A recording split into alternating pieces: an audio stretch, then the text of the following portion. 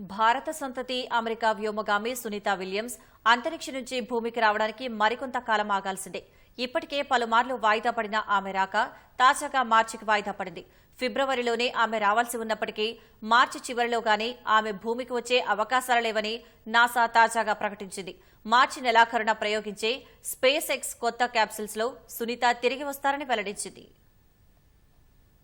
రోదసీలోకి వెళ్లి సాంకేతిక కారణాలతో రోజుల తరబడి అక్కడే చిక్కుకుపోయిన భారత సంతతి వ్యోమగామి సునీతా విలియమ్స్ రాక మరింత ఆలస్యం కానుంది. వచ్చే ఏడాది మార్చి వరకు ఆమె అంతర్జాతీయ అంతరిక్ష కేంద్రంలోనే ఉంటారని అమెరికా అంతరిక్ష పరిశోధన సంస్థ నాసా తాజాగా ప్రకటించింది. సునీత విల్మోర్ 8 రోజుల మిషన్లో భాగంగా జూన్ 6న బోయింగ్కు చెందిన స్టార్ లైనర్ క్యాప్సూల్లో అంతర్జాతీయ అంతరిక్ష కేంద్రం ISS కు వెళ్లారు. జూన్ 14నే వారిద్దరూ భూమికి తిరిగి రావాల్సి ఉంది. అయితే స్టార్ లైనర్ వ్యోమనౌకలో హీలియం లీకేజీ వల్ల సాంకేతిక సమస్యలు ఎదురయ్యాయి. ఈ నేపథ్యంలో వారిద్దరిని తీసుకురాకుండానే స్టార్ లైనర్ భూమికి ఖాళీగా తిరిగొచ్చింది. అప్పటి నుంచి సునీత విల్మోర్ అక్కడే చిక్కుకుపోయారు.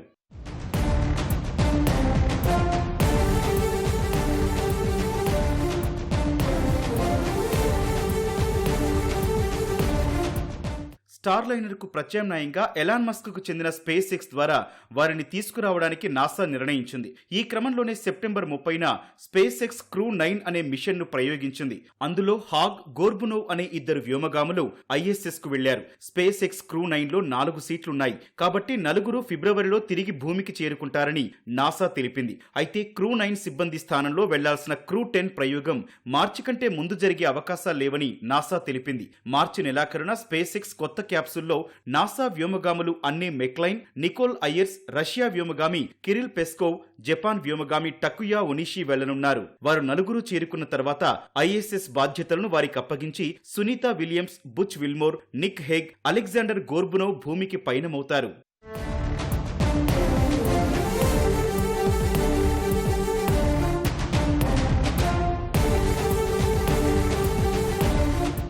సునీతా విలియమ్స్ కు ఇది 3వ రోదసీ యాత్ర. గతంలో ఆమె 2006, 2012లో ISS కు వెళ్లారు. మొత్తం 50 గంటల 40 నిమిషాల పాటు స్పేస్ వాక్ నిర్వహించారు. 322 రోజుల పాటు అంతరిక్షంలోనే గడిపారు. ISS లో ఒకసారి మారథాన్ కూడా చేశారు. రోజుల తరబడి అంతరిక్ష కేంద్రంలోనే ఉండిపోయిన సునీతా విలియమ్స్ ఆరోగ్యంపై ఆందోళనలు కూడా వ్యక్తమయ్యాయి.